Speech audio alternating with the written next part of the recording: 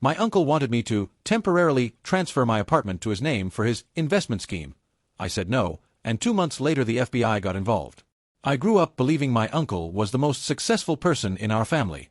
While my parents worked steady jobs, counted coupons, and agonized over whether we could afford pizza on Friday nights, my uncle drove cars that gleamed, wore watches that caught the light in restaurants, and talked about money the way other people talked about weather, casually, endlessly, like millions were just atmospheric conditions he moved through daily. He was the cool uncle. The one who showed up to family gatherings with stories about meetings with investors, deals closing in Dubai, properties flipping in Miami. He'd pull me aside at Thanksgiving when I was 12 and whisper, "Your parents mean well, but they're thinking too small. You've got to dream bigger, kid. That's the secret." I believed him. I believed him for years. It wasn't until I was 23 that I started noticing the cracks. The cars, I realized, were always leased, and they'd change abruptly, sometimes to something less impressive, with vague explanations about switching things up. His watches had a habit of disappearing for months, then reappearing. Once I overheard my mom on the phone with my dad. He pawned the Rolex again. Said he needs bridge capital for the new venture. Looking back now, I can trace the pattern through my entire childhood. A restaurant that opened with fanfare and closed within 18 months, blamed on a business partner who didn't share his vision. A real estate venture that collapsed when the market turned against him at the worst possible time. An import business that went bankrupt because of customs regulations nobody could have predicted. A cryptocurrency investment that evaporated because the exchanges were rigged against small investors. Every single failure had an explanation, and not once was that explanation, "I made mistakes." It was always partners, timing, the economy, bad luck, forces beyond his control. And every single failure was immediately followed by the next big thing, the new opportunity that would finally make everything right. My uncle is 52 years old. He has less net worth than I do at 27. But he still talks like a future billionaire, like the universe just hasn't caught up with his inevitable success yet. Update 1. The phone call. I took the opposite path from my uncle, mostly because I had my parents as a model. They worked hard. They saved carefully. They built something modest but stable. I did the same, worked since I was 16, saved through college even while my friends were partying, lived cheap even when I started making decent money. At 25, I bought a small apartment. Nothing flashy, $141,000 in a decent neighborhood. I paid it off aggressively over 2 years, throwing every bonus, every side gig dollar, every tax refund at the mortgage. By 27, I owned it free and clear. No mortgage. No debt. Just keys to a place that was entirely mine. That apartment is my entire net worth. It's my entire security. It's the foundation I'm going to build the rest of my life on. The kind of foundation my uncle never built because he was always chasing foundations made of gold that didn't exist. He'd commented on the apartment before, at a family dinner last year, "Nice little investment. Smart kid. You've got a good head on your shoulders." I didn't realize at the time that I was being evaluated. That he was looking at my apartment and seeing not my security, but his potential resource. 3 weeks ago, my uncle called out of the blue.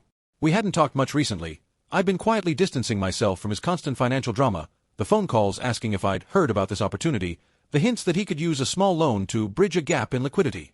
His voice was different this time. Excited. Urgent. Like something big was happening. "I need to meet with you," he said. "Something major is developing. Could change both our lives. Dinner tonight." Every alarm bell I had started ringing at once. Every big thing in my uncle's life has cost someone money. Usually not his own money. But he's still family. And a small part of me, the 12-year-old who believed his uncle was a secret millionaire, still hoped maybe this time was different. It wasn't. Update 2. The pitch.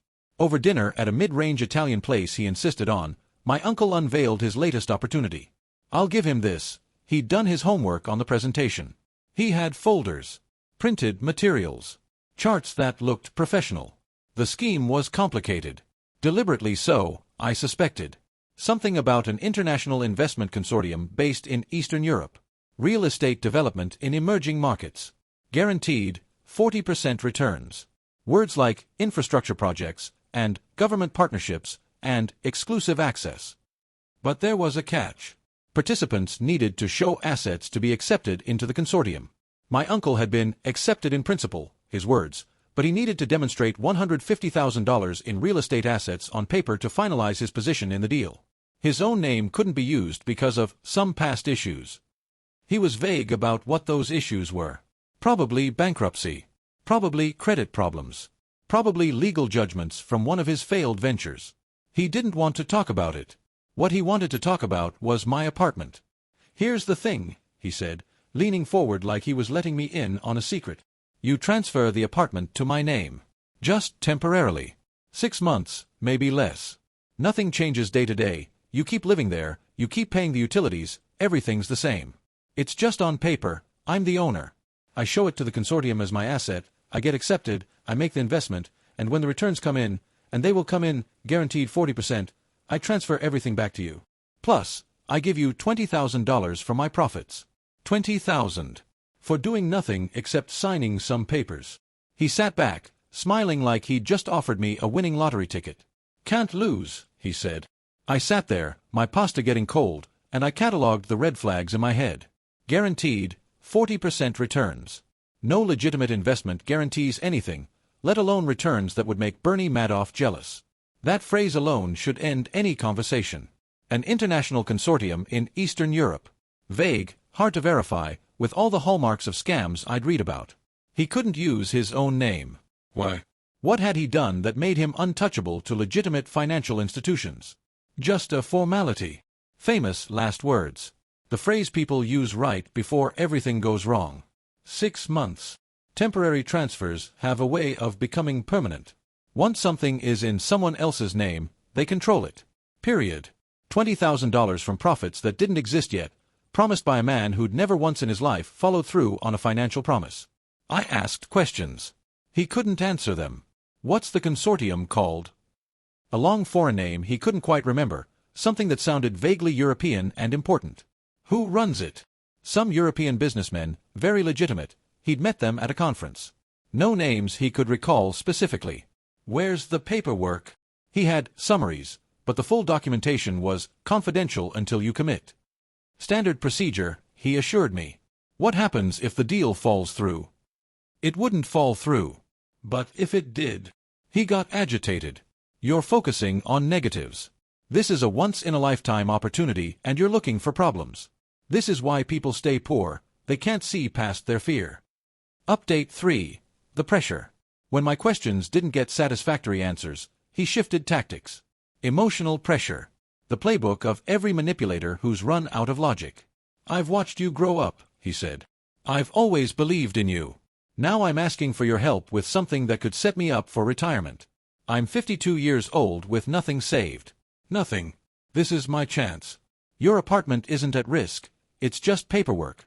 Do you really not trust your own uncle? Your own flesh and blood?"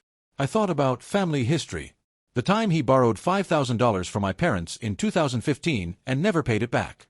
My mom still mentions it sometimes, quietly, when she thinks I'm not listening. The time he convinced my grandfather to co-sign a loan for one of his ventures.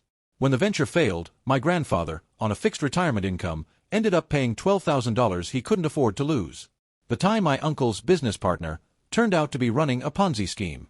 Uncle claimed total ignorance, but other people lost everything while he walked away without consequences. He has a trail of financial damage behind him. Everyone he's ever convinced to trust him has regretted it. My apartment would just be the next casualty in a lifetime of casualties. I said no. I'm not transferring my apartment to anyone for any reason, I told him. It's my only asset. I worked for 10 years to buy it.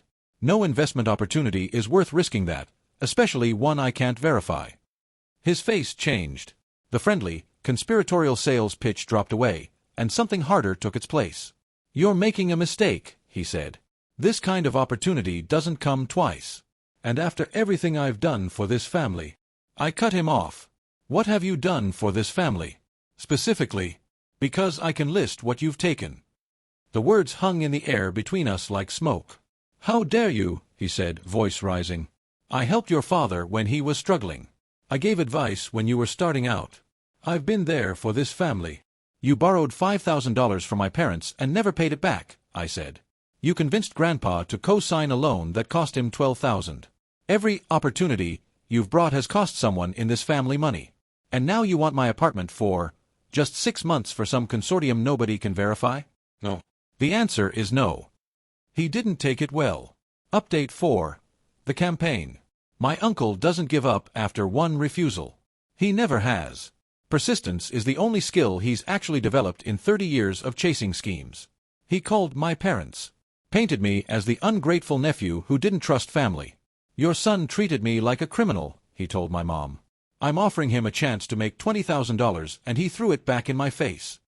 My mom called me that night, conflicted. She loves her brother, despite everything.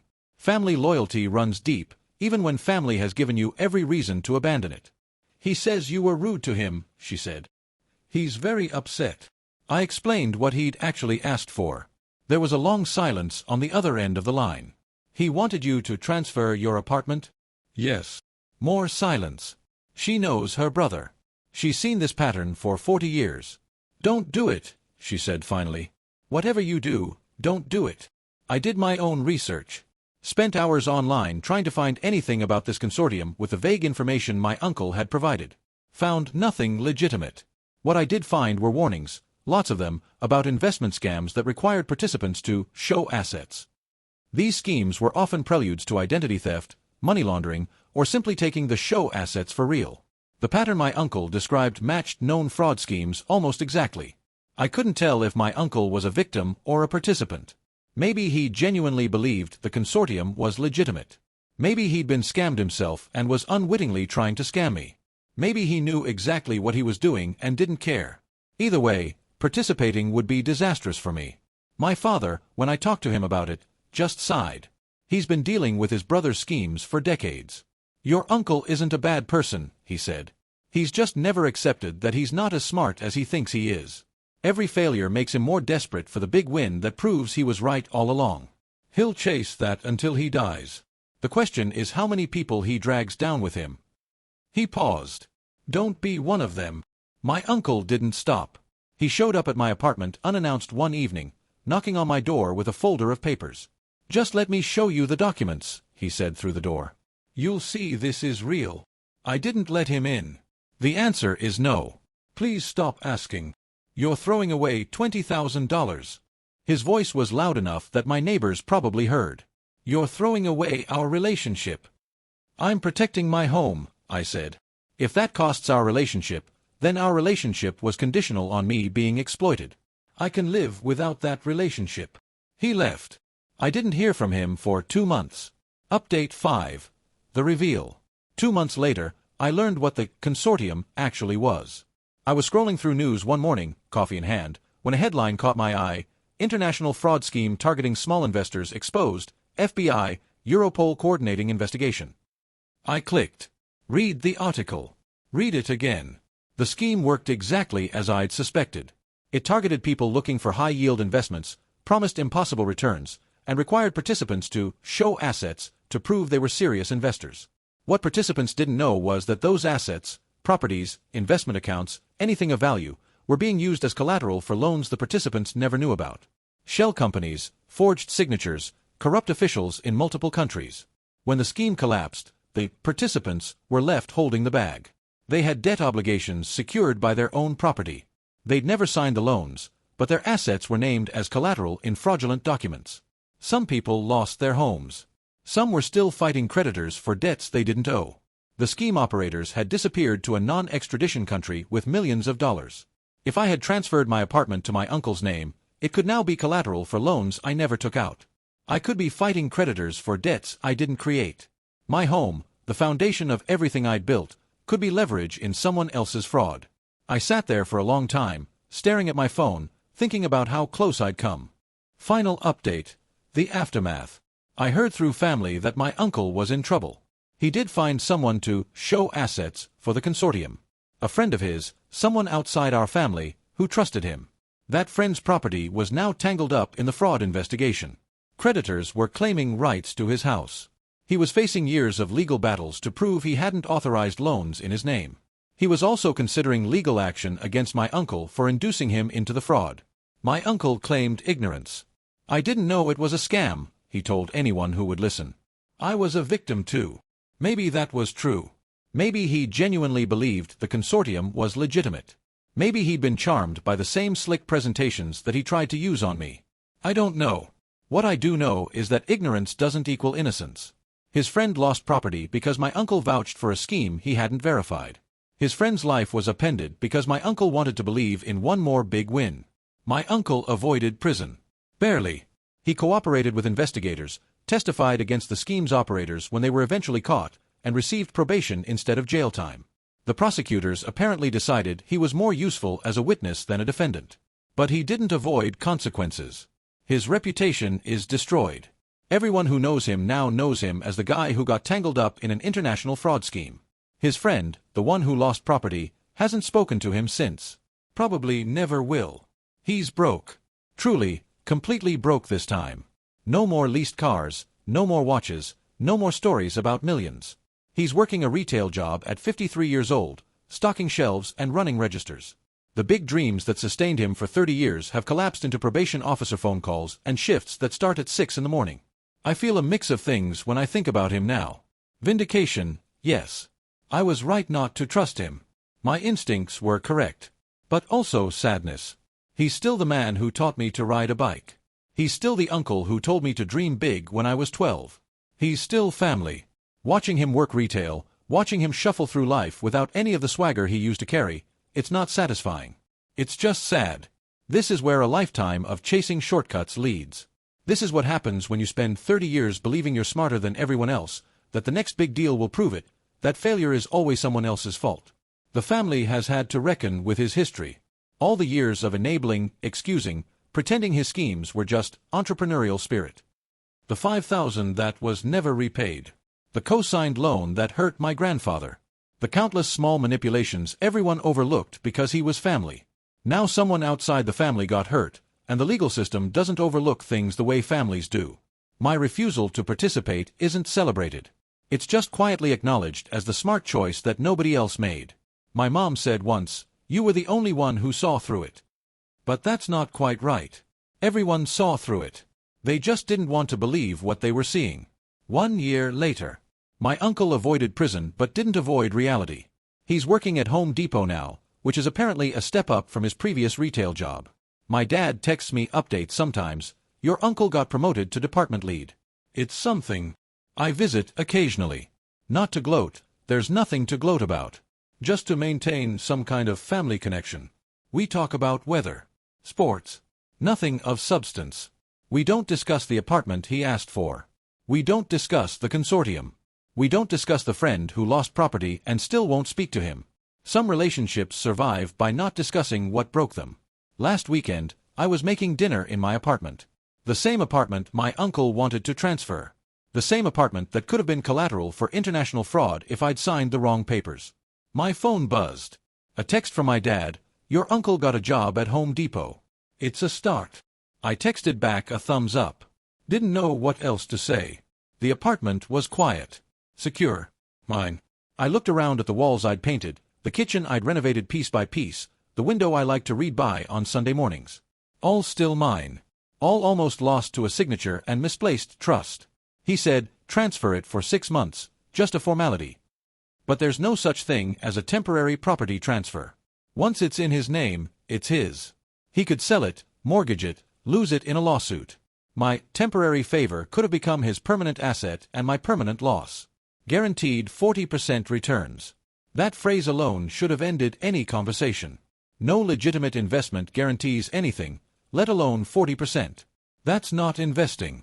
That's either fraud or fantasy. My uncle couldn't tell the difference. Or didn't want to. He said I was throwing away $20,000. I was protecting $141,000. The $20,000 was imaginary profit from a scheme that turned out to be criminal. The $141,000 was my real apartment that would now be collateral for loans I never took. I'll take my thrown-away profit over his criminal exposure any day. The consortium was a fraud designed to take participants' assets.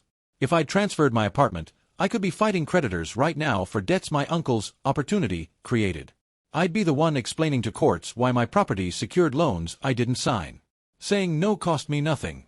Saying yes could have cost everything. Dad said my uncle isn't a bad person.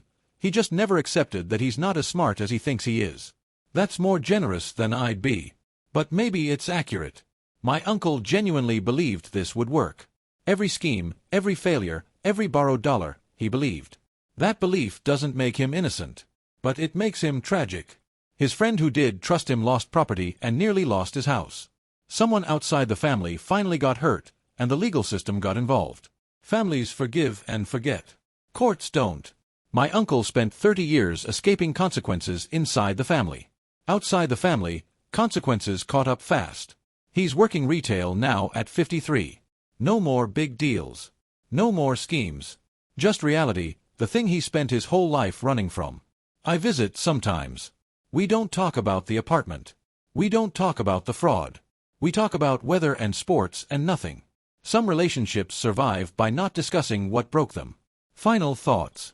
My uncle wanted me to transfer my apartment to his name for just 6 months, so he could show it as an asset for an investment consortium. Guaranteed 40% returns. Once-in-a-lifetime opportunity. I said no. 2 months later, the consortium was exposed as international fraud. Participants who showed assets found those assets used as collateral for loans they never knew about. People lost their homes. My apartment could have been among them. My uncle found someone else to trust him, a friend who lost property and nearly lost his house. My uncle avoided prison but not consequences. He's 53 years old, working retail. All his big dreams finally collapsed into a probation officer's phone calls and shifts that start at dawn.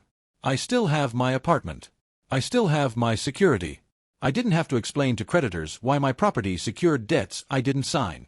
Saying no to family is hard. Saying no to family who wants to use you for schemes is harder. But the alternative was losing everything I'd built to someone who'd been losing everything his whole life and wanted company in the fall. I didn't fall. I stayed standing. My apartment stayed mine. And my uncle? He's finally on the ground where all his schemes were always headed. I visit him sometimes. We don't discuss what he asked for. We don't need to. The apartment is in my name. The truth is in his situation. Some lessons are taught by life when family won't teach them. Life taught my uncle. I just refused to be the textbook. Thanks for reading. For those asking in the comments, no, I don't hate my uncle. I feel sorry for him. But feeling sorry for someone doesn't mean you let them take your house. Sometimes the kindest thing you can do for family is refuse to enable their worst instincts. My uncle needed someone to say no to him 30 years ago. Nobody did. By the time I said no, it was too late for him. But it wasn't too late for me. Edit. A lot of people asking about the friend who lost property. Last I heard, he's still fighting creditors. It's been over a year and there's no end in sight. My uncle tried to reach out to apologize, but the friend won't take his calls. Can't blame him. Edit 2. For everyone saying I should have reported my uncle sooner, I didn't know the consortium was fraud until after it was exposed. I just knew it smelled wrong. Sometimes that's all you have to go on. Trust your instincts.